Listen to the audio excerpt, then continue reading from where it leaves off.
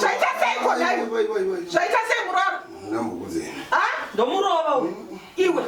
Une right yekurova mwana wangu iwe. Ndomurova. Ndataziwe. Ndipe foni. Wantu wadiko iwe. Ndipe ikuno iwe.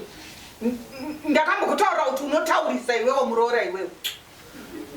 Sei uchitaurisa kudaro iwe? Hauna kuona kurayirwa iye zvinezvo wagara pachitanda. Ngati mukadzi akagara murume akagara pasi iwe ndiwakugara pasi. Mwana wenyu ngagarika pasi. Saka une makonyane ndikayo.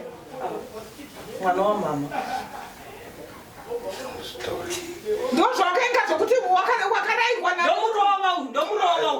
ndotomurova.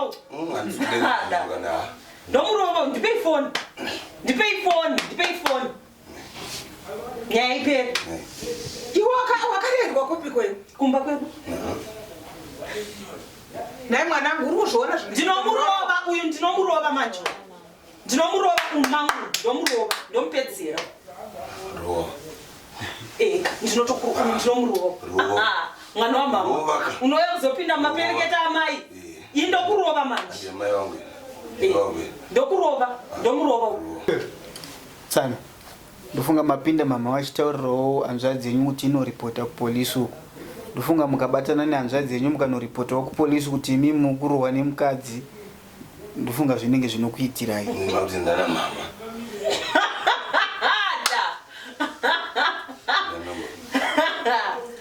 Aya. Tangire iko. Kungobuda do ndokurova.